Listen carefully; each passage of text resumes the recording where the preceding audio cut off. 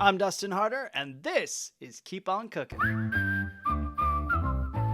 Hello and welcome to Keep On Cooking, the only podcast dedicated to plant-based cookbooks. I'm your host, Dustin Harder, and he's the aloe to my Vera, my husband and producer of the podcast, David Rossetti. How you doing, dear? It's me, aloe vera.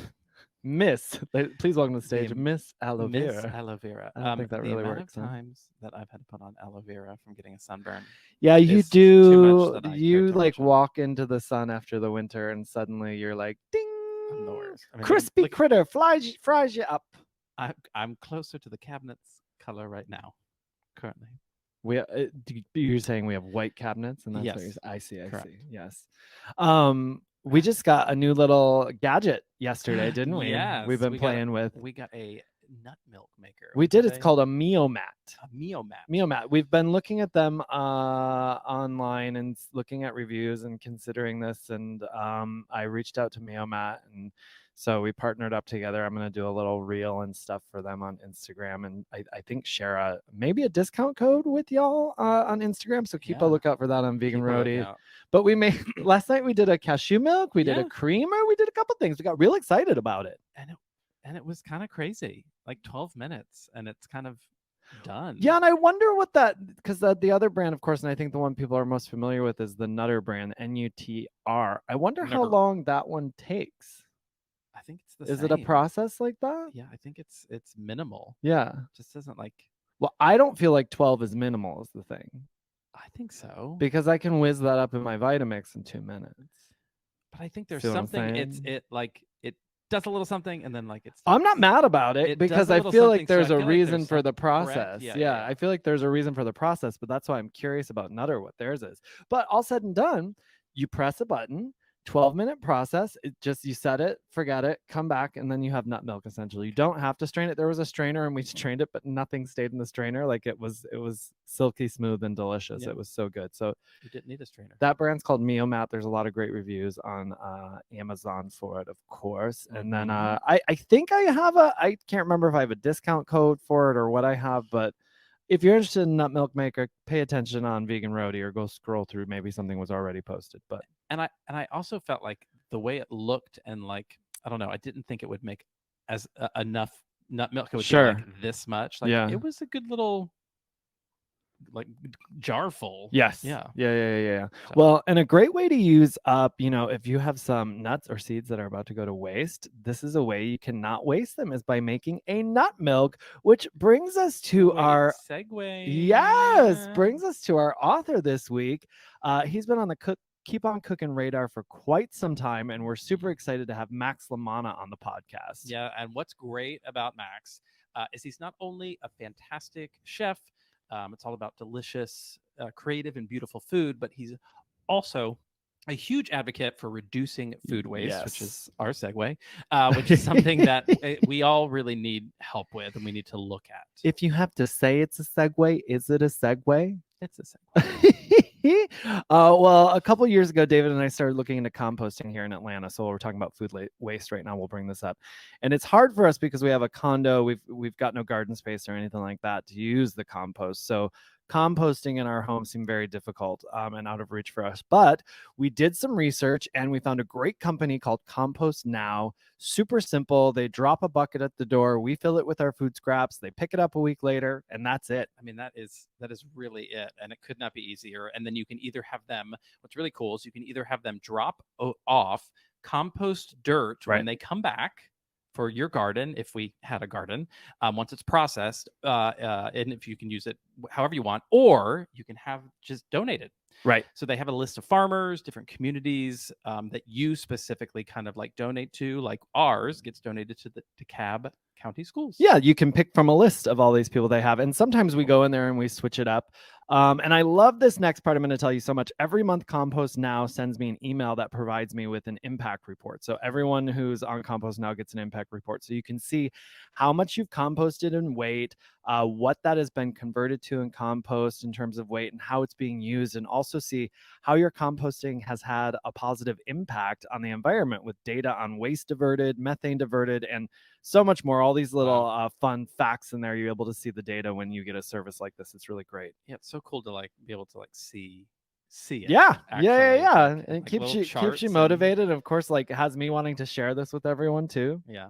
Well, and now why are we saying this? Well, we are Yes. very excited to share that we decided to partner with Compost Now to offer listeners a 10% discount off your first 3 months. That's right. Mhm. So at Compost Now, you can get 10% off with the code VEGANROADIE. And I have to mention, it's only available in select locations. It's not nationwide just yet. Yeah, just yet. But a good chunk of the Southeast, so the Triangle, kind of North Carolina, so Raleigh, Durham, Chapel Hill, Carborough, Cary, Apex, and Mooresville, Asheville, North Carolina, Atlanta, Georgia, and Charleston, South Carolina. So quite a few places out there right few now. places. If you're listening in one of those areas and you're interested in using Compost Now, you can go to compostnow.com, and when you sign up, you can use the code VEGANROADIE at checkout for 10% off your first 3 months. That's VEGANROADIE.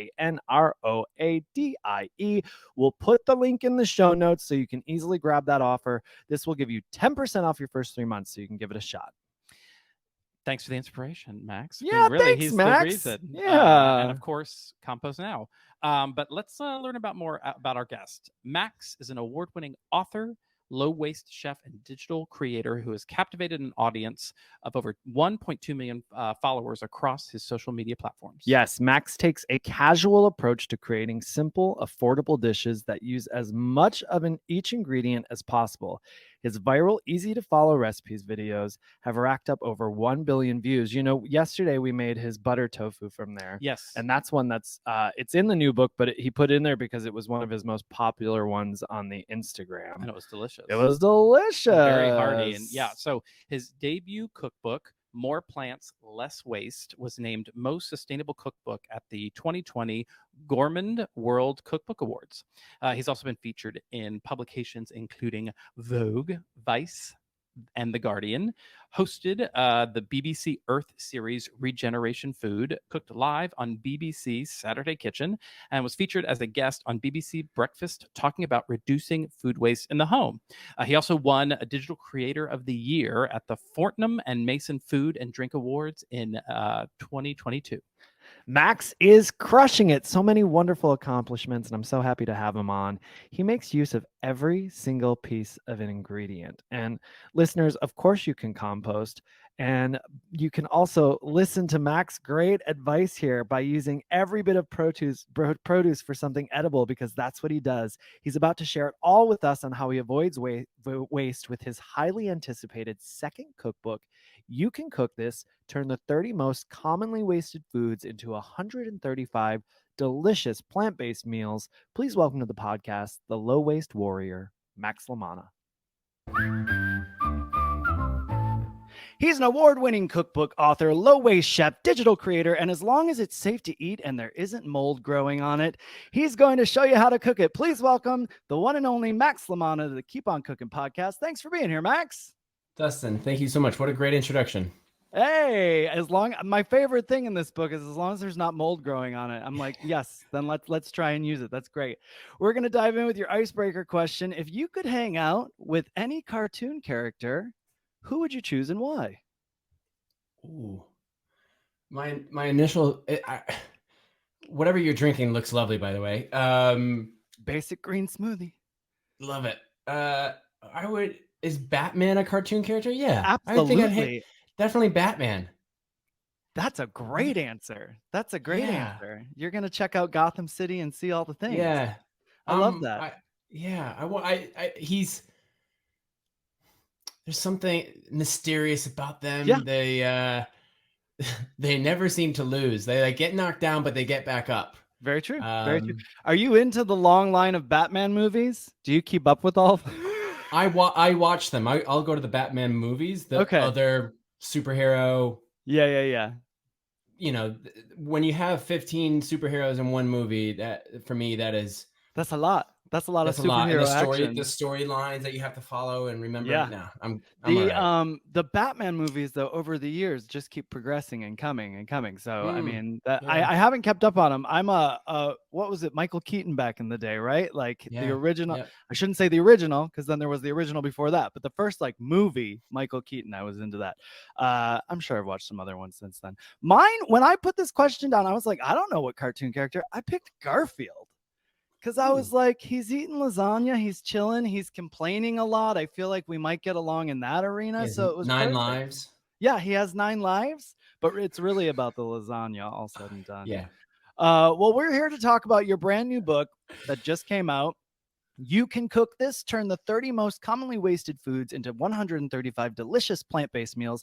Now, this is a follow-up to your first book, the award-winning More Plants, get it in the screen there, Less Waste. And we're going to dive into the ins and outs of the new book. But before we get into the new book, can you tell us a bit about how you got here? When did cooking become part of your life? And was it always plant-based for you, or when did that come into play? Great question. For me, I love food. I love cooking food. I love being around it. I love eating food. And Same. I didn't think it was going to be a career, a choice where it would take up my morning, afternoon, and nights. I didn't think it was probably gonna do wake that. up in the middle of the night, maybe even, and thinking about. I actually woke up this morning at 2:30 in the morning and started thinking about food. Yeah, I was like, get it. oh, what if I add, and I was like thinking of this like mac and cheese recipe that I was gonna like test and experiment with. Do you keep anything? I have a whiteboard around my house, like a few whiteboards around my house, and I'll write stuff down as I'm walking around sometimes. Do you keep like a notepad by your bed or anything? You write anything? Yeah, have to. Yep. Notepad in my backpack. I have like a note section on my laptop, and I have a notepad near my bed. So constantly like, oh, that's an idea. I have like journals, and then I have notepads, and there's just like they just stack up. And I've kept some of them from when I was younger, so I can always go back and look at that. And I used to be a runner and doing a lot of triathlons, so I used to like log my miles and what did I eat today, so I can go back and look at what I ate. See, sure. And this kind of ties into that question you asked. I wasn't always vegan. Food was always on the table. My father was the main cook in the family. My mother cooked on weekends. I would wake up to the smell of sauteed onions and garlic on Saturday morning. Great. It was a beautiful smell because she'd make a tomato sauce that was cooking literally all day. She just slow cooked in this big, tin pot, this large one. Yeah. And I'd grab a slice of bread or something and dip it into the sauce. Delicious. Munch on that. So food has always like played a part in my life. Like it's the one single like red line through everything I've ever done. And my first job, I worked in a pizza restaurant where I was a doughboy working for a pizza restaurant. We were, slinging 300 pizzas a night. Yeah. And it was a lot of fun, but I didn't last that long because it was quite heavy and difficult. And the manager did not like me. I had, I had my own problems with the management, being 16 years old and being like, this is not how you should run a business. And the reason the reason I say this is because I grew up in restaurants. I grew up in a quick service, fast food restaurant. My father had franchised a few Subway sandwich shops when I was a kid growing up. So just having that like already in my mind, but thinking, this is not how you should run your business. But food has always been played a part of my life, and so I'm really grateful to be continuing the path of food. Well, it's kind of you started there and then it's full circle then, but you talk about being an aspiring actor in LA and New York and working in restaurants and seeing the food waste. So when we talk about the waste of it all, is that when you started realizing how big the waste was and how big throwaway culture was? I mean, all this work in restaurants has to be part of that. Yeah, definitely. I started noticing as soon as because I've done every single job in the restaurant, from washing dishes to managing cafes. The last job I worked, I was on the line, I was cooking, and they said, okay, now we're going to julienne these carrots and we're going to make these carrot sticks. And I remember it was one of the first tasks I had to do, that and like peeling this burnt skin off aubergine or eggplants, Mhm. and asking like, oh, what do we do with the peels of the carrots? What do we do with that? Because I never peeled a carrot in my life. I grew up just not peeling carrots. Just give it a wash and a rinse, and then it's just eat it. The same thing with like crust on my bread. I never cut the crust off my bread. Sure. So I asked them, oh, what do we do with this? And they're like, oh, it just goes in the bin. And so that kind of like started me onto this path, this thinking of where does this go? Where is this food ending up? And living in New York City at the time, there's thousands of restaurants. And so thinking, okay, maybe all these other restaurants are doing the exact same thing and throwing away a lot of food. But Dustin, before I can start pointing my finger at anyone else, because I learned when I was 16 not to do that. I thought, well, I need to point that finger at myself and see what I'm doing in my own home, in my own kitchen. So I started thinking and trying to use up the food I already have in my home before I can go off and tell anyone else, hey, you're doing this. You're doing this wrong. Yeah, well, that's interesting you say that, though, because I'm thinking about all this work you've done in restaurants and then all the work you've done for yourself in your own home as well, right? And now I'm seeing you on this book tour where if anyone's following your Instagram, they're seeing you're cooking at events, you're doing things. How is it when you walk into someone else's kitchen? Because I know already that alone is like you're in a foreign space. You're like, all right, I've got to figure this out. I've got this time crunch, and I just don't know where a spatula is. But how are you navigating the waste aspect of that then? Oh, my goodness. I walk into it as calmly as I could. Because they're like, why aren't you, they always ask, like, why are you not stressed? I don't know. I think food, if I'm stressed, food is going to take on that stress. Anything I touch will like take on that stress. And so I'm like, I'm going to come into this calmly as possible. And yet, yes, to the, where's the spatula and where's the bins? Oh, and by the way, like the first question I always ask is like, where's your food waste bin? And they're like, over here. And most of the time they have it over, they have it. And then sometimes they're like, oh, just over here. Like they're always like kind of doing one of these, like they're covering their face and they're like, oh, I'm so like, there's so much plastic and there's so much this and there's so much that. And I'm like, I'm not like the food waste police. I'm not coming here to give you a ticket or a fine.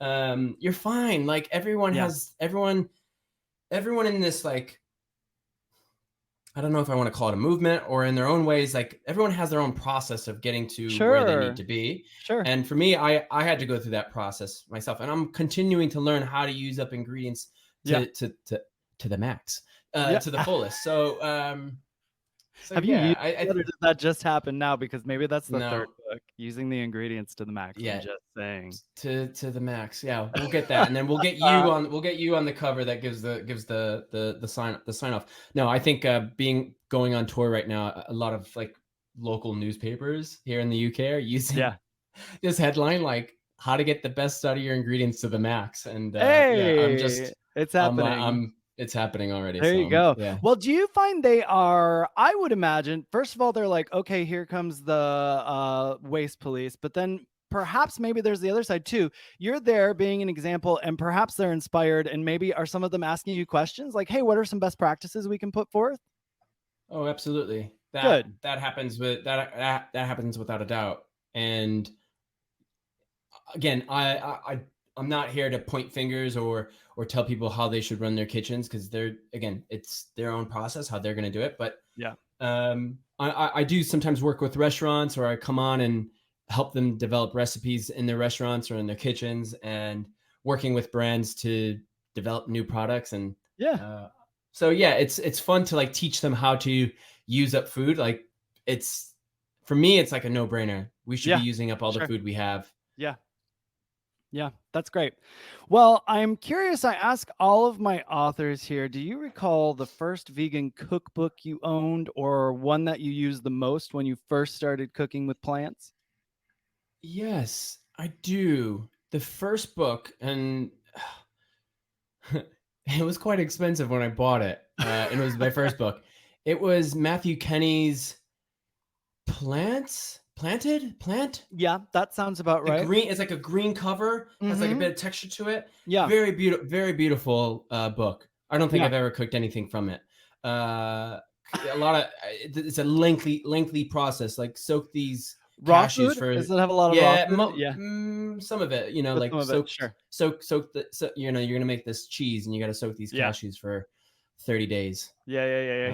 Not really 30 days. Magic, but yeah, magic. I get it. But yeah, I mean, beautiful cookbook. I think that got me thinking a little bit more about how creative I can be with the ingredients I have. Yeah. What was your first book? Do you remember? Yeah, mine was Chloe. Thanks for asking.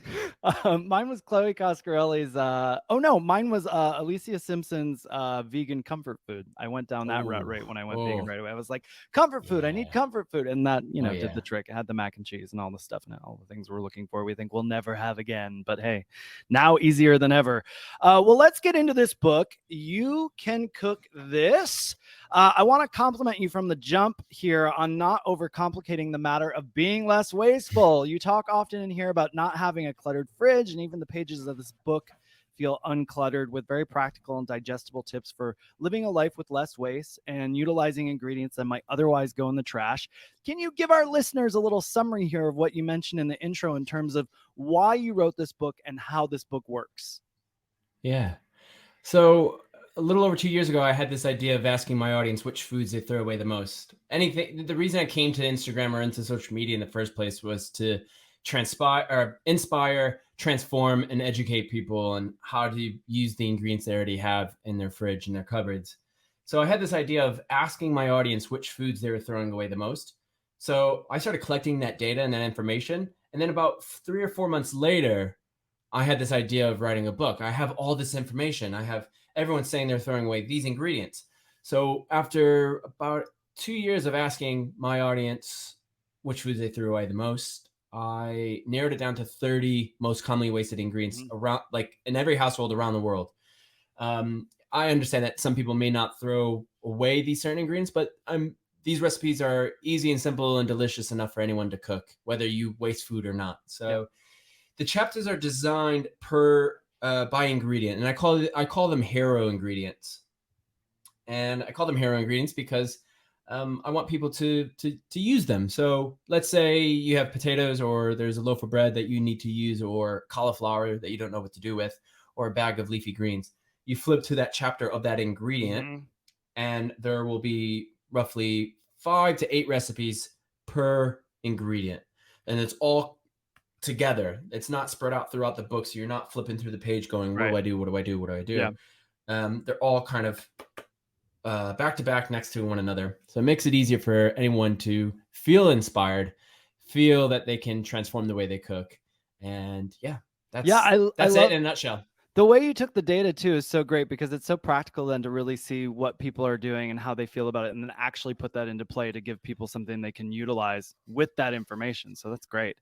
And in the kitchen, you give a practical approach to less waste, from making a list before shopping, cooking food you already have on hand before buying more, saving the leftovers and actually eating them, storing food properly with an easy to follow guide on food storage and composting.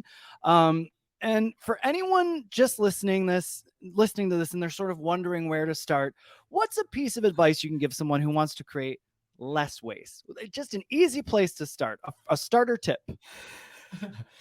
Right. This is what I say all the time. Eat the food you already have. Yes. I think that's plain and simple. This is how I think. You earn money unless you were given, I said this the other day in a English interview, a dowry. I think those were things back in the day here in England. Unless you were given like an inheritance, and you don't make money, you just have that inheritance. Everyone else is earning money. You have to earn money to then spend money on food to then waste that food. So it just doesn't make, for me, in my head, I'm like, I hate wasting money. Yeah. It's not for me. So I started looking in my own ways that I was throwing away money, and food was that. So cook the food you already have. That's the plain and simple answer. Cook the food and that you perspective too, thinking of if you're just throwing food in the trash, it's literally just toss your wallet in the trash. Then you might as well just go that route. In the US, I think per household, $1,500 of edible, untouched food is thrown away per year. $1,500. So, what would you do? I mean, it's a rhetorical question, or answer it if you want to. Yeah. What would you do with $1,500? Yeah, that's a great question. So I know there's a lot of things I would do. Right, exactly. Man, I'd go on holiday, go on vacation, Exactly. and do something, or exactly something fun, something invest wonderful, it or something. Yeah, Yeah. something wonderful. Exactly. So these are all like this idea of wasting less food and using up the ingredients we have and storing it properly is not this new idea. I'm not recreating the wheel here. This is things that our parents and our grandparents were doing long before we came into the picture. Yeah. And it's just remembering that there are easy ways to store our food, to get the best out of it, to prolong the life, to extend the shelf life of our ingredients. I mean, the refrigerator is a new invention. It's less, I think it's maybe 100 years old, maybe less than 100 years old. Yeah. So it's, what were we doing before then? So right. We were using it up and not wasting those dollars. Well, let's get into this book and chat some about the recipes, eh? You can cook this. Turn the 30 most commonly wasted foods into 135 delicious plant-based meals. The first chapter focuses on root vegetables with carrots, parsnip, potato, and beet. I can tell you right now, I'm going to be making the loaded nachos and carrot cheese sauce. I already started this combo off with telling you my book was the comfort food book, and I have everything I need for it. It features the carrot cheese sauce, the carrot nacho cheese sauce, the killer tofu ground beef, and a cashew sour cream recipe. You can find all these in the book, everybody. What's a favorite of yours from this chapter? From this chapter, the beetroot bucatini. The beet bucatini. Yeah. So, I love that. Oh, there's something... So I wrote, you could roast them, or you could cook them in boiling water, and then you blend them with sauteed onions and garlic and herb stems that we're often throwing away. You add some coconut milk or oat milk, nutritional yeast, and then you have this creamy ruby red sauce. Yes. And there's something earthy about it, but also a little bit cheesy and creamy. So it's a nice way of using up beets. And most people, if I'm at the farmer's market, I often see beets that have the leaves attached to them. Sometimes they're removed. Sometimes I ask to keep them on because they're nutritious as well. And those can be cooked too and sauteed. So yeah, with the garlicky breadcrumbs on top and some vegan feta cheese, it's... That bucatini pasta is one of my favorites. And then just using beets in a sauce, it gives you that vibrant sort of, like you said, the ruby red, that sort of vibrant allure to it. It just puts a little twist on a traditional pasta dish. And we've also got to mention the creamy leek and parsnip soup with parsnip peel chips, midweek carrot and potato bake, carrots and beets with tahini balsamic vinaigrette, carrot top pesto, utilizing carrot tops for a pesto sauce. And again, come through with that beet bucatini. And next we have the grains chapter, rice, mixed grains, pasta, and bread. What is a grain that you learned is the most commonly wasted, and what is a recipe we can use it in? Oof, I'm trying to think back to... I tested over 300 recipes. I was going to say, or just give me a way to use some grains we waste. Yeah, one of your favorite grain recipes in this chapter. I think one of my favorite is I think it's pearl barley and apple tahini and roasted fennel salad. Delicious. Great. I was in the kitchen. This is during lockdown that I was playing around with some ingredients and thinking, I see fennel all the time in the kitchen or in the supermarket.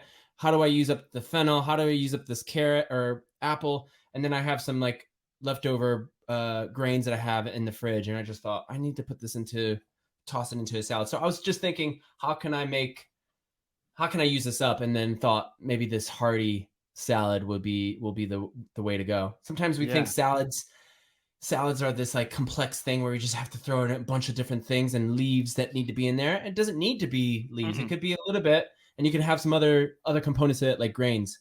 Yeah. And some prominent ingredients that are like satiating too. Yeah, definitely. My wife says she's jealous because the UK here, they don't do great salads. That anytime she comes to the US, she's like, the States do some really great salads. Interesting. which is really interesting. I come from a family. My mom, shout out to mom. Shout out to mom. She makes some really great salads. We had like a really small veg patch in the garden, so she would just like throw a bunch of leaves, and I mean that's her staple. When we go to a family party, she's bringing a big bowl of salad greens and her Come own on homemade. now, Mom. Yeah. That's great. Do you have a dish that you often bring to when you go to a dinner party or a picnic? I mean, I'm usually if I'm invited to one, I'm like, what do you need? And I end up cooking way more than I should. But I do love to do just like a straight up like kale Caesar salad, especially if I'm working with some non-vegans and I just want to be like, here's kale. I can actually make it delicious. I promise. And I go that route with it. And I keep it pretty basic, but I do something like shiitake bacon on it and pomegranate seeds, just so like it has some pop of color and a little bit of hardiness with it. So stuff like that. A little hemp parmesan, a little sprinkle on there.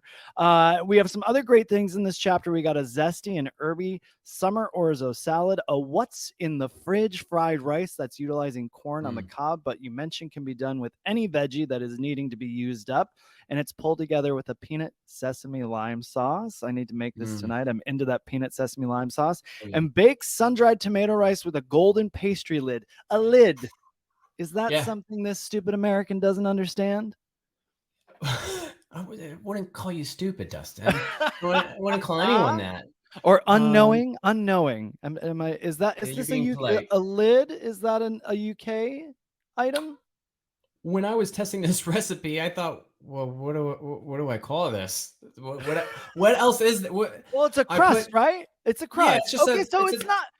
All right. No, I thought it was like some term in the UK, perhaps, that they used for. Maybe. No. All right, it's a lid. Then it makes sense. I called it. I mean, you gravitated towards it, and you're talking about it, so you must try it now. I knew it was crust. I knew that much, and I was, but I wondered if it was something specific in the UK where perhaps there was like a pot pie with a lid. They called it a lid, and I didn't understand that. Maybe somebody did say to me that's a. I didn't want to say top, like puff pastry top, and they're like, it's a lid. Because we just laid it on top and sprinkled it around the corners and then you just crack into it. So it is like a pot pie without saying it's a pot pie. Sure. But let's call it a lid. Let's call it a lid. Yeah. If you didn't get it there, you've made it up then. So I'm here for it. It's great. Let's roll with it. Yeah.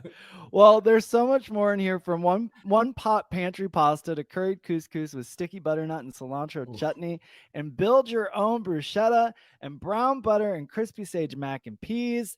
Oh yeah. This might be my favorite chapter. I mean, it's not shocking. It has bread and pasta in it, so I'm here for it. The next chapter is nightshades, tomato, eggplant, and pepper. Great recipes like one pan lasagna. Oh, this photo in here is so great. With lasagna made on the stovetop. Speedy tomato fettuccine, one tray baked gnocchi, tomato salad, tofu whip, and garlicky crumbs, salted tomato grilled cheese, quick gazpacho, and charred eggplant and peanuts.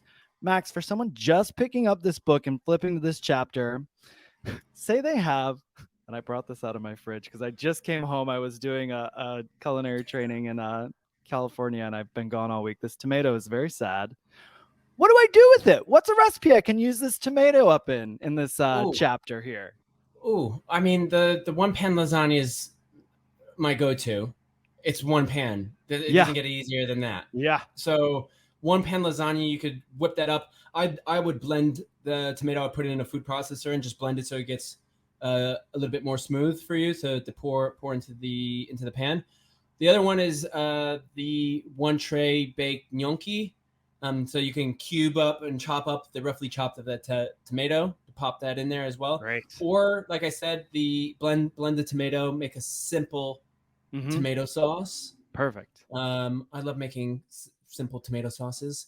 So the reason when I bring that up is because I said earlier my mother would make tomato sauce and it would take about 8 hours for her to make this tomato sauce. And I just thought, I don't have 8 hours. I don't have 8 hours to do a tomato sauce. And I'm not going to put that in this cookbook. And so I have a recipe for an under 20-minute tomato sauce. Great. So yeah, I think you just whip that up into a food processor, throw it into a pan with some olive oil, roasted garlic, salt, pepper, maybe some dried oregano. There you go. It's so funny. I was going through my fridge because my husband cooks, but he doesn't. You know, I'm in the kitchen all the time, just doing all sorts of crazy things. And when I leave for a week, there's always some ingredients that I come home to, and I'm like, "Ooh, can I save this or what's happening here?" And this tomato, as I was getting ready to chat with you, I was in the fridge and I was like, I'm gonna ask Max about this tomato right now because I got to take care of business. The next chapter focuses on gourds and legumes, pumpkin, squash, cucumber, tofu, chickpeas, and beans. What's your favorite gourd? Oh my gourd! What's your favorite gourd to cook with? And tell us about one of the recipes you make in this book with a gourd that you love. We call here in the UK, we call it a courgette. Do you know what a courgette is? I do not. Oh, it's a zucchini. Yeah. Zucchini. I did know what aubergine was when you said that. Yeah. Good. Okay. Cool. I was like, oh. Oh, I'm sophisticated. I know. Yes. I know this. Yeah, I like the creamy courgette. Well, I call it's over here. It's creamy courgette. So creamy zucchini lemon linguine. So I try to make a little rhyme scheme with that. Delicious. So that is. I saw a couple years ago, I think I saw Stanley Tucci on television talking about some zucchini dish he had in Italy where they like marinated or they squeezed the water out of a zucchini for like 24 hours. Of course. And I thought, okay, again, I don't have the 24 hours. I want this to be process. Recipes. Yeah. Which I love. I love having recipes that have a process, but when I asked my audience online which recipes they want, because that was also the other question I asked, most people said, I only have 30 minutes to cook a recipe. I don't have that much time. I have kids running around. I have other things to do. I have an endless to-do list. So let's keep it short. So I took inspiration from Mr. Stanley Tucci and figured out that if I grate these zucchinis, squeeze out the water, cook them with olive oil and garlic and the lemon zest and the lemon juice and make it super creamy, super silky. Throw some pasta in there. And now you have this creamy zucchini lemon linguine pasta dish. It sounds so good. I said I was going to make the nachos, but maybe I'm now gearing towards this. Make the nachos. Make it all. Make it all. One of the first dishes actually was the nachos. I mean, when testing this book. Nachos are a win every time as far as I'm concerned, you know. Every time. When I go to a restaurant though, there's I'm not going to say it a lot, the name, but there's a restaurant here where my husband and I have gone. We've gotten the nachos, vegan nachos, and we're always like, how do you it just comes out not so great every time. We're like, you just put the things on it and give me the chips and I'm going to be happy. I don't know what it is about it. Maybe I got to talk to them about their sauces on it or something, because each time we go to them and say, do you know who I am? Or taking a plate of nachos and be like, I just wanted to bring this in for you and your team. I wanted you guys to try these nachos. Well, I'm going to ask you about two foods I think a lot of people have who might be listening. Tofu and chickpeas. What's a tofu recipe you go to for in this book and a chickpea recipe for you? Tofu, my number one. I said the nachos were my favorite. Tofu butter chicken is probably hands down my absolute favorite recipe. I've created this is actually a fan favorite. So there's a few. I was going to say, I feel like I read that in the header. Your followers love this one too, right? Yeah. So I included about 10 recipes from my Instagram. Great. In this book that I've done a number of times on social media, because people often ask me, where's this recipe? Instagram doesn't have that search engine option. Right. Excuse me, for you to find that recipe. And so I've done it a number of times, and it circulates, and it's had millions and millions of views. So I'm really grateful. So I wanted to put it in a book. And tofu butter chicken. Tofu is pressed, remove the water, you add a little bit of cornstarch. It's ripped up into pieces, you bake it. So you have this crispy outer layer, soft in the middle, soft and chewy in the middle. Yep. And it's cooked in a warm, creamy, comforting curry sauce, which you have sauteed onions and garlic and ginger. You have your aromatic, you have your spices, gets very fragrant and aromatics, swirling around in the kitchen. The coconut cream that makes it very silky and creamy. And then that's added to the sauce. Simple. Yeah. And then you serve it with rice or naan, and then you're good to go. I'm thrilled to have this recipe. I've been trying to Yeah. attack butter chicken, butter tofu for a while, so I'm gonna have to check this one out too. And what about chickpeas? A recipe for chickpeas? What do you got? What's your fave in here? Chickpeas. There's a couple. There's a couple for the chickpeas, and stop me at any point in time. The easy. There's an easy easy chickpea and spinach curry. Okay. Kind of just going off the back of the tofu butter chicken, which I love. I wanted something that was a little bit more simple and easy for people to do. Minimal ingredients. I think people have this idea, if whether you're somebody who's just trying to start cooking, you know, this is your first cookbook, or maybe this is your 50th cookbook, wherever you are in that spectrum. I want to make recipes that are easy and accessible and delicious for everyone, no matter where you are in that process. So putting something together that has a few ingredients that's still going to hit with flavor, and it's going to be delicious every single time. The aquafaba from the can of chickpeas, which I mentioned, I think later on in the book. Sorry if I'm jumping ahead. No, it's all right. But I use that aquafaba. This is, people are saying they're throwing away chickpeas. And I'm thinking, you're also throwing away the aquafaba that's probably in the can of chickpeas, or you're soaking the chickpeas themselves. So using up that aquafaba is a vital ingredient. I think it's so versatile, from making a granola with aquafaba to making cakes. So anywhere from like breakfast to dessert, you can utilize aquafaba. And I have a hands down probably the best pasta recipe that you'll ever make is using flour, aquafaba, and a pinch of turmeric to give it that little bit of that yellow like egg yolk. And that's using how it you to make pasta from scratch. Making pasta from scratch. I love that. Yeah. Are you Italian? No. Yeah, I okay. eat like I am, but yeah. That's great with the aquafaba. I hadn't thought about that for pasta. Is that recipe in this book to make the pasta from scratch with the aquafaba? Yeah, the mushroom ravioli and asparagus tofu. So good. Yeah, I saw you make. Was that the ravioli you were making on Instagram the other day? Yes. You made I made like it for what, 240 240 raviolis. I told you my back. I should have sat down and did this. I didn't think it was going to take 4 hours. It took me 4 hours. At the end I of saw it, you making ravioli from scratch. I was like, oh, he's going for it. I ended up getting a massage a couple of weeks later because my back was just in bits. Yeah. I'm complaining, somebody who's worked in kitchens for 15 years. That was a lot of fun.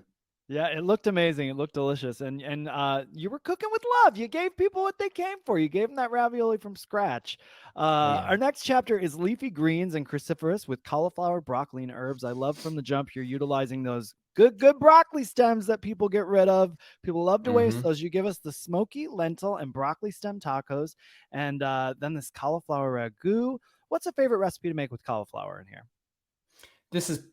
You had a favorite recipe, favorite chapter of the pasta section and the bread section. Come on. This is my favorite chapter. Okay. So the broccoli stem tacos, the cauliflower ragu, the the greens and feta tarte soleil, the fridge greens fusilini, the herbs and stems pesto. So I mean, they all hit. They're all great.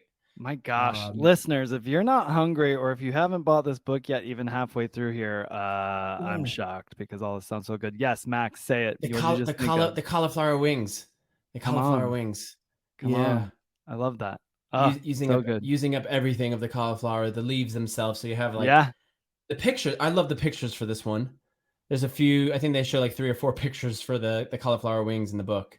Did you do the photos for this, or did someone else? I wish I was that talented. I hear you. No. Lizzie Mason is the photographer, and I've worked with her on a couple of projects already, and she is.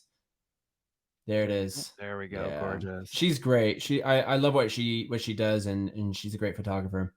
So good. It's so fun to watch your food come to life then, I'm sure, when other photographers are working on it. That's it's one of my joys. I have a good friend who's done my last 2 books, and every time she sends me the photos, I just get so excited. You've got a baking sheet pesto pizza, looks so yummy, and the crispy kale udon noodles and peanut butter miso dressing. I'm here for it. Chapter 6 takes us into fungi and aliens with mushrooms, onion, and garlic.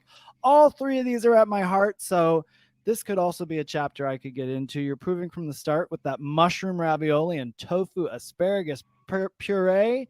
Just dreamy. We were just talking about it.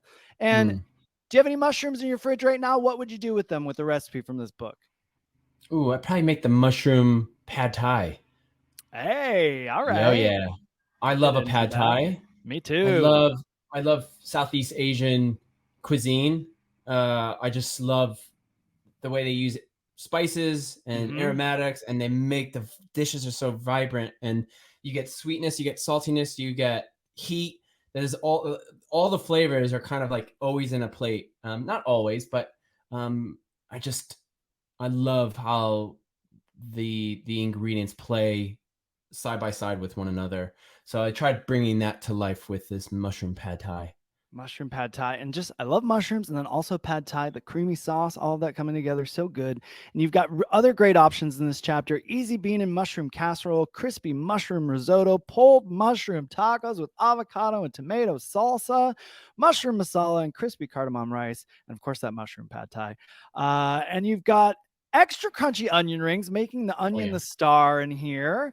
And what about garlic? Someone just gets their CSA box. It's got a surplus of garlic in it. What's something they can bring to life from here? Eat the whole clove of garlic if you want to. Put it in everything, right? Just eat it and everything. I like, there's a sticky, spicy ginger garlic noodle recipe. Nice. And I have this, my wife doesn't like it. But whatever. I like it because, again, it's playing with those flavors: the sweet, the spicy, the creamy, the nutty, the saltiness, and having just roasted, or crispy garlic and ginger with those with noodles. And I made it so simple in the book for anyone to do, because then you can add your other bits. So you can add your steamed or roasted broccoli, or your carrots, or your crispy, crunchy tofu on top, the ground beef tofu that I make. So making it simple and easy for people to enjoy. That's great. And chapter 7, we're moving into non-dairy milk and yogurt. I love this chapter because it has more sweets than the other chapters, and I have a sweet tooth, and you have a great way to use up that yogurt that's maybe about to expire with a blackberry shortbread frozen yogurt. And we must mention the spongy banana and chocolate glazed donuts and fluffy scones, and of course the salted chocolate peanut butter and tahini brownies. That's the photo that got me in this book. They look out of this world. So good. Someone's got milk in their fridge. They want to use it up, Max. What should they make right away from here? Everything. All the things. All the things. Those brownies are magic. They're not dangerous. I can't make them. I'm looking at them. I'm like, I can't have these in the house. Yeah. Or I need to make them when I can take them to a function or something and give them to people after I have one. Yeah. I'll have two. And I've made this recipe, and I've reduced the amount of recipe ingredients. So I've halved it, so I can have a small batch for myself, keep them in the freezer.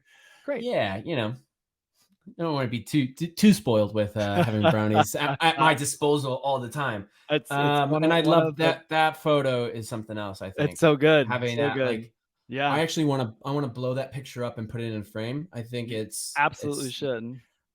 I wonder if if you did that and make it in a big picture frame, could anyone tell that it's brownies and chocolate and peanut butter and tahini? I'm trying to find it now.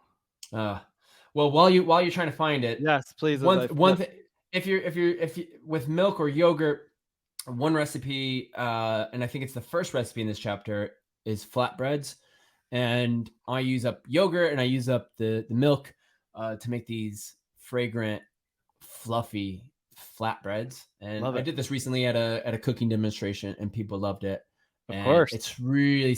I think people have. I don't know how you are, Dustin, and our listeners, but I find playing with like cooking and doing anything with baking and dough can be quite a challenge or a bit daunting. And I say, look it straight in the eyes and go after it. Yeah. Because Yeah. I think dough can be understanding. So you can always, like, if it's too wet, add a little bit more flour. Mm-hmm. If it gets too dry, add a little bit more liquid. Splash here, balance sprinkle, and then you balance it out. So give this recipe a try, I think.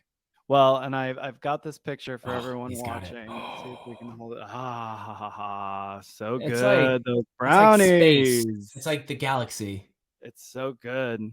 Yeah. Oh, those look delicious. Well, chapter 8 is fruits, apple, banana, berries, and citrus. I think everyone can use this chapter. Who doesn't have that fruit bowl filled with good intentions? That starts to get sadder and sadder as the week goes by. I'm obsessed with these lemon and poppy seed shortbread fingers with lemon glaze. And we're talking about you researching the book and people sharing their most commonly wasted foods. What was a fruit that people wasted the most? Bananas. Bananas are like the number one wasted fruit. I think a lot of the ingredients, when I look back and look at the ingredients that are often thrown away, they're ingredients that are usually typically bunched up together. So you have bananas that have, you can have 6 or 8 bananas in a bunch. Potatoes, a bag of potatoes, you have, you can have anywhere from 7 or 8 to 20 potatoes in a bag. Mushrooms, there's a box of mushrooms or a punnet of blueberries and strawberries. And so I think it's this idea of like, oh my God, I got to get through all these. I think it's daunting for a lot of people, or they haven't planned their recipes how to that far, that maximize stretch. ingredients. Hey, look at you maximizing the ingredients. You can't help it. It's just there. People are gonna think I paid you to say this. Yeah. So you've already said it. The lemon fingers are one of my, and that's the recipe that I typically share with when I go on meetings or meet with people. I mean, come on, just lemon and poppy seed shortbread fingers with lemon glaze. And we're going to talk about bananas in the next chapter. But before I get to that chapter, let me just list some of these recipes from here. We got spiced apple fritters, sticky apple toffee pudding, chocolate orange peanut cheesecake, strawberry granita with lemon cream and passion fruit and mango. Aquafaba meringues. There we go with that aquafaba. And talking about bananas, that gets us into chapter 9, which is leftovers. And you mentioned in the UK over 1 million bananas go to waste every day. And here you're giving us a sort of BLT with banana peels for the bacon. Now, I've seen lots of people do lots of crazy things these days for that vegan bacon, but I flipped to this page and I was like, what in the hell? But I'm excited to try it. Tell us about it. You're thinking I'm crazy, but I'm not that crazy. So I'm sure I'll be thinking, oh, that's genius once I do it. So I'm not too concerned. Yeah, this is also a recipe that I've tried on social media and people went, you did what? So again, I wanted, this is every interview that I go on, this is often a topic of conversation. People are throwing away the bananas, right? But what about the peels? Like, they go brown, they go spotty. Like, you can still use the inside of the banana, even if it's like brown and spotty, like it's been bruised a bit. Put it in the freezer, blend it up into a smoothie, put it into a cake. You can still use it. But what happens to the peels? And I started thinking, I'm going to put this in the book because I want people to start thinking about how everything that we don't use, the garlic peels, the onions peels, the tops of certain of other ingredients. What can we do with this? How can we utilize these ingredients that we bring into our own home? And so that's why I put the BLT in there. Now, banana peels are eaten and consumed in countries around the world. People eat the banana peels. I would advise you to choose organic banana peels, because bananas are heavily sprayed with pesticides and chemicals. So do your due diligence and your research. But just to get people thinking about, oh, I can do something with everything I bring into my kitchen. It just takes it takes a moment to think about, oh, I can do this. And that brings me back to this morning, waking up at 2:30 thinking, what can I do with the leftover thing I have in the fridge to make this Yeah. dish? So well, it's interesting you say inspiring people to see what they can do with, those bits that we essentially think of throwing away. Not even just, a tomato that's going bad, but a banana peel. I saw that and I had just gotten a new dehydrator. I was like, I'm going to try and make some banana peel jerky. It wasn't awesome. It wasn't terrible, but it was a first time go around. So I think there's some life to that potentially, but I got to try the BLT bacon too here. The BLT banana bacon. Well, we've got coffee ground pancakes in here, and I'm delighted at the use of lemon and limes to make citrus cubes. What a great little pop in a seltzer water, I would imagine there. And you also have coffee ice cubes in the next chapter. I love a fun ice cube. What can I say? And then that takes us to our final recipe chapter in this book, 14 quick recipe hacks with roasted chickpeas, chickpea mayo, veg scraps stock, peanut sauce, the DGS, delicious green sauce, using any combination of soft green herbs or bag salad. And there's even a quick garlic chili oil. Listeners, are you into it? And I feel when creating this chapter, these recipes likely come from items you've turned to frequently. So is there one from this chapter, one of these quick recipe hacks that you use most in your own home? Yes. I wish I had it right here and I'd show you. The one that I recently, and I talk about it, and maybe you've seen it on my social media because I've been posting it and resharing it crazy, multiple times throughout the week.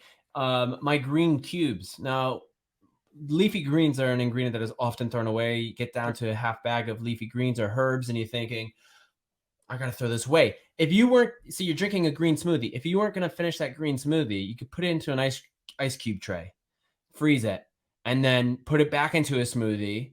Yeah. Or if it was appropriate, you can add other ingredients to it, like garlic and ginger and onions. Freeze it again, and that could be like a stock cube for another dish later on. It could be used for soup, stir fries, that sort of thing, curries. So the green cube recipe, really easy. I get down to a half bag of leafy greens, and I know that I'm not going to be home for the next couple of meals.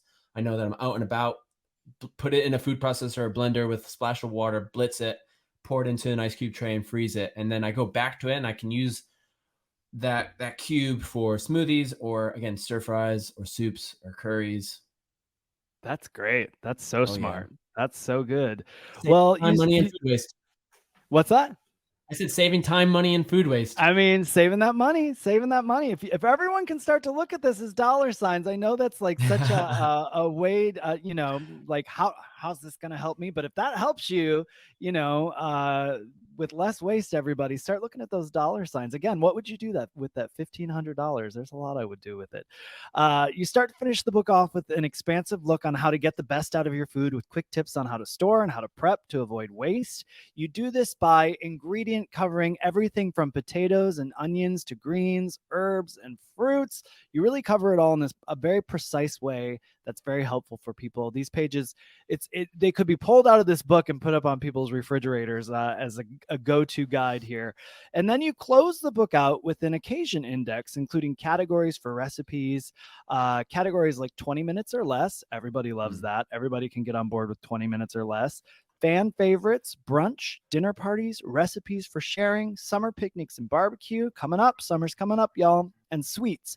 So listeners, you go flip right to the back when you're having a gathering, or maybe you want to see all of the pastas in one place. Max made sure he put it all in one place for you. He's got you covered to get the most out of this book while you're making delicious dishes in an effort to create less waste. And that's that. You can cook this.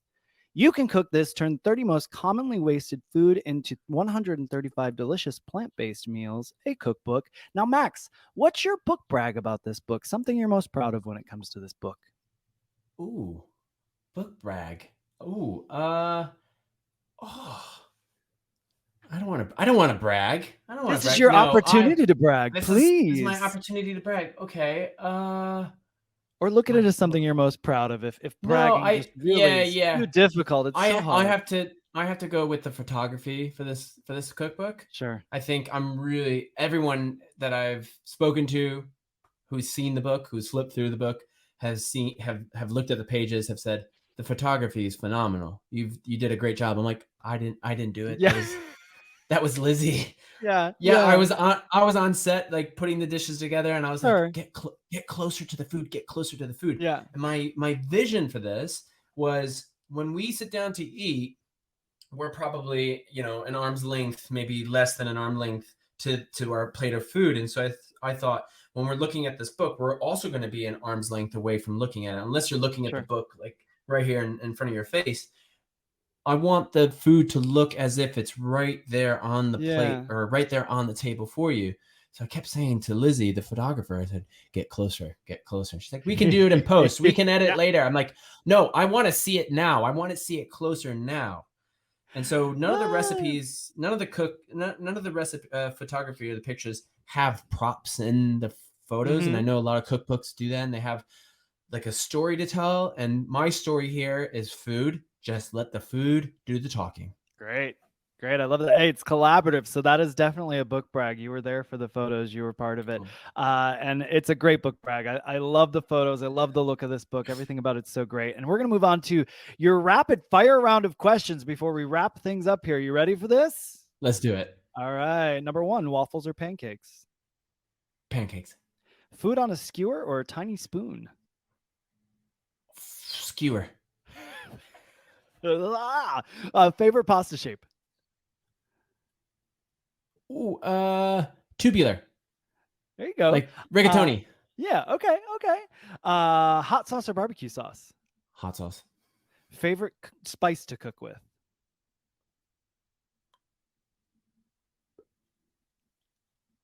Garlic chili oil. There you go. Favorite preparation of a potato? Favorite preparation of a potato. Oh, man. Favorite preparation for a potato. Roasted potatoes. All right. And say you've got a free day, nothing to do. You and your wife have the whole day to spend together. What's your favorite way to do that? Doing nothing. There you go. No, yeah. I think my favorite thing would always be to start off the day quite wholesome, like drink a large glass of water, lemon water, meditate, go for a long walk. Like I just came back from having a long walk in a very like wooded area, like a long here in the UK there's a lot of like National Trust walks, like very popular walks for people to go on, and there's all these paths, so you always see walkers, and so everyone walks here. And so yeah, to go on a really nice long walk. We had a lovely lunch at the top of the point. We picked up I had a vegan banh mi sandwich, so I had at the top of the point of the walk. And then I came back and had a English tea with some oat milk. So I'm living that. I'm living that day right now. This is that day. Lovely. Oh my gosh. Well, we need to wrap up so you can get back to it. What's your most used emoji? Oh, I do two. I do hearts. I do the red heart and a peace sign. There you go. Peace and love. Yeah, how wonderful. What's your must-have tool in the kitchen? I don't want to say the most common, like the most probably predictable, like a kitchen knife, which I think is smart. But a microplane. You're like, that's practical. Sure. Microplane. Great. Okay.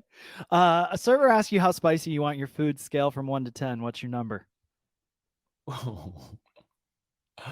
I'm probably saying 8. I'm saying 8. All right. Because I still want to. I want heat, but I would still want to enjoy the food, so I'm not. I got it. In pain. And then that 8 is subjective, so we'll see how hot that really comes to the table there. Yeah. Cupcakes or donuts? Donuts. Favorite ingredient in regards to health benefits? An ingredient you get the good goods from? Ooh, the good goods. An ingredient. Oh, sprouts. So like broccoli sprouts. Very good. Very good. And your last one, what's your favorite cookie ever? My favorite cookie ever, chocolate chip cookies. Very good. Very good. You did it to the max. To the max. You did it. All right. Well, please tell everyone if they're not already following you. I'm sure they are, but tell them where they can find you on the internet and on social media. My name, Max La Manna, LAMANNA. Very easy, very easy. And of course, everyone, you can go buy Max's first book, More Plants, Less Waste, and his current release, You Can Cook This. Turn the 30 most commonly wasted foods into 135 delicious plant-based meals everywhere books are sold. And I highly recommend you do. Max, you're a busy fella, and I appreciate you taking the time to be here today to chat about your fabulous new book. Thanks for being here. Thank you, Dustin. Thanks for having me. I mean, just so cool to learn something new, just recipes, but like be doing something for the environment. Well, yeah, and it's also, I mean, he uses everything. I mean, carrot top pesto, hello. I mean, so it's just nice to think outside of the box and how you can actually put all of the pieces to use. And like what a just like nice guy, like approachable. There's a reason that we're drawn to him. Yeah, you know, yeah, like and people are drawn to him. He's on that mission to reduce waste, and it was great to finally get a chance to talk with Max and dig into his new book, which I will repeat is stunning in photography. It's so gorgeous to look at. Yeah, and before we go, we wanted to get back on here and definitely mention again the discount for Compost Now. Yeah. So you don't forget to take advantage of it. So you can start composting if you would like in those southeastern areas. You can get 10% off your first 3 months with Compost Now. Yes, that's right. Get 10% off, honeys, using the discount code VEGANROADIE at checkout. We put the link in the show notes, so click on it and get to composting. Yes, and don't waste this opportunity. See what I did there? Oh, we see what you did there. Yeah. See and hear what I did there. Yes. Well, that's all for this week. Thanks for joining us. And now get in the kitchen and keep on cooking. And hey, remember, it's nice to be nice. This has been a Muzzy Cat production.